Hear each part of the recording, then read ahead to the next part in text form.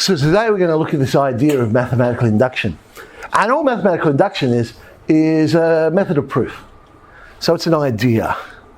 And the process that we go through, now I'm going to write down step one and say, in your proof you don't write down step one, step two. I'm just saying these are the steps we go through. So the first step is we're going to prove the result is true for the first case. The majority of the time will just be n equals 1. But you might get some induction questions where they say, prove it's true for even numbers, in which case your first case would be n equals 2 or things like that. So then what we do with an inductive proof is we assume what it is that we're trying to prove. Now if you think about the other types of proofs we've seen proof by contradiction. That's the one where we assume the opposite of what we're trying to prove. And then we've seen deduction, mostly in geometry, but that's where we draw on known facts and we use known facts to deduce something. So here we're going to induce a solution.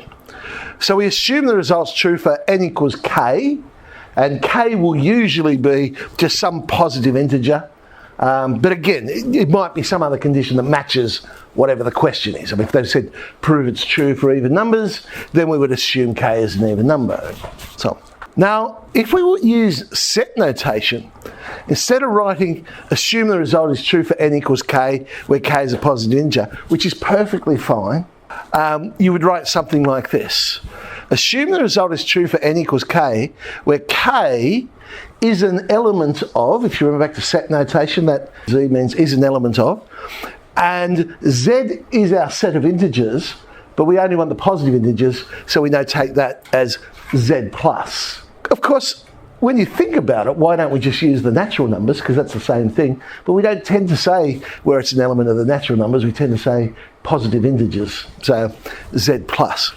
Okay, then we'd go and prove it true for n equals k plus 1, so the next case, using our assumption. Now, once we've done all that, at the conclusion of our proof, and this really is the vital linking piece of the proof here.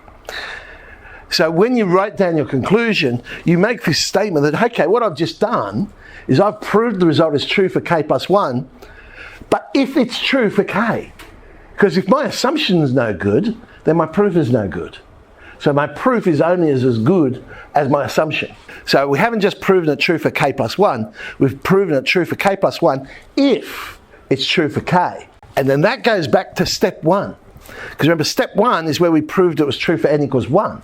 Well, remember, we've just proved it's true for k plus 1 if it's true for k. Well, it's true for 1, therefore it's true for 1 plus 1, 2. We now know it's true for 2.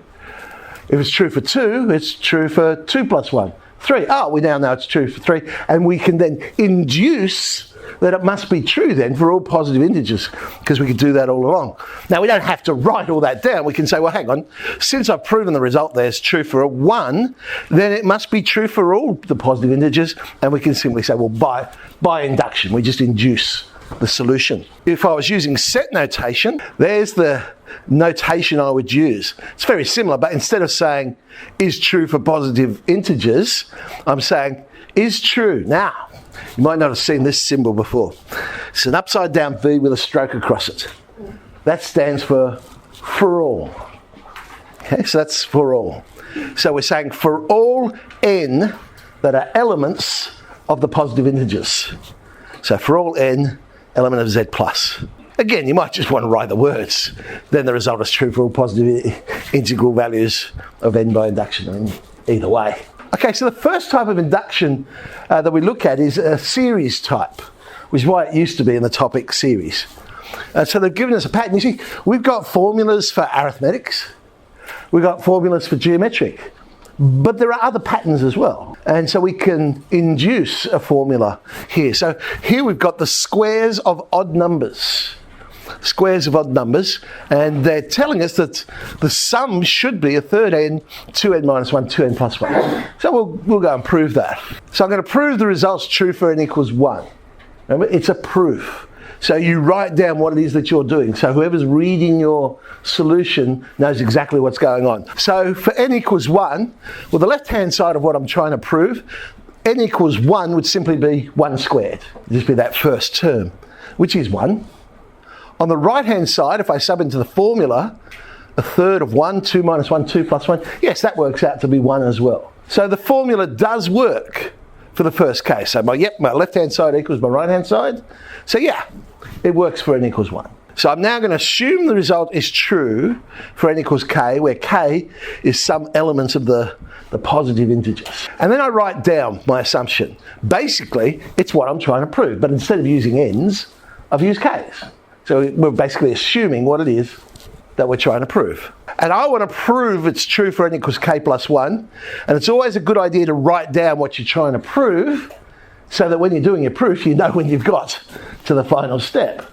So I want to prove, well, k plus 1, so the last term now would end up being 2k plus 1 squared, and my formula would become a third k plus 1, 2k plus 1, 2k plus 3, when I substitute in k plus 1 for n. So how do I approach it? Well, for a series type question, I write down the series, but I put in both the last term, obviously, but the second last term as well. Because that then highlights what I'm going to do. Because, now, this next bit I wouldn't put in my proof, I'm just putting it here to highlight what's going on. Because if you look at it, what I've now said is, there's my sum to k terms. That was my assumption, remember. But I've just added the k plus 1th term. So I can replace the sum to k with the assumption. We assumed that that formula was correct. Now, it is like a proof, because so they're going to say, well, hang on, where did this come from? So sometimes you like to write, oh, well, by assumption. That came from my assumption, to make it obvious. Do you need it? Well, you probably only really need that if it's not obvious. I mean, this one's a straight substitution from what I said was the assumption.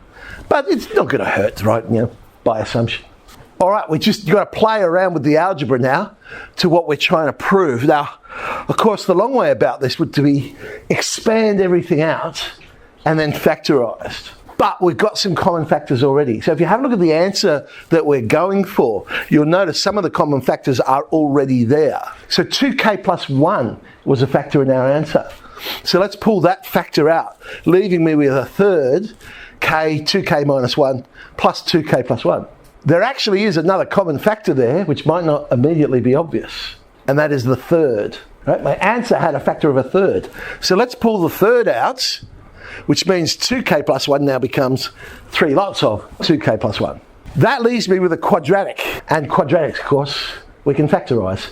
So let's see what happens. Expand it out, 2k squared plus 5k plus 3, and what do you know? When we factorise that, we get k plus 1, 2k plus 3, and that's where we were heading to. So we've done our proof. So what we've done, yes, we've proved it's true for n equals k plus 1 if it's true for n equals k. It only works if my assumption's correct. And so that's when I then follow it up and go, well, hang on a sec. I know the result's true for n equals 1, so therefore we can induce that it would be true for all of our positive integers. Let's do it in sum notation. So here it is in sum notation. We've got some sort of fraction happening for each of the terms, and the sum of all of them will be n on 2n plus 1. Now, you might find it handy to actually write out some of the terms to get a feel for what the pattern is. And by write it out, you'll notice I haven't actually worked out what the first fraction is. So I'm trying to see the pattern. I'm just substituting into each of the piece. So the first term would be 1 on 1 times 3. The second term is 1 on 3 times 5. 1 on 5 times 7. Okay, I can see what the pattern is. It's consecutive odd numbers multiplied together on the bottom of the fraction, basically. Okay, well, let's prove it true for the first case. And that first one is 1 on 1 times 3, which is a third. Sub it into the right-hand side. Yep, we get a third for that as well. So good, it works for our first case. So I'll assume what it is that we're trying to prove. Now, I've written it out in all the terms rather than use sum notation. I mean, of course, you can use sum notation at that step if you wish to. And now, what I want to prove. So this is what I want to end up proving. 1 on 2k plus 1, 2k plus 3 would be my last term now. But again, it's a series type.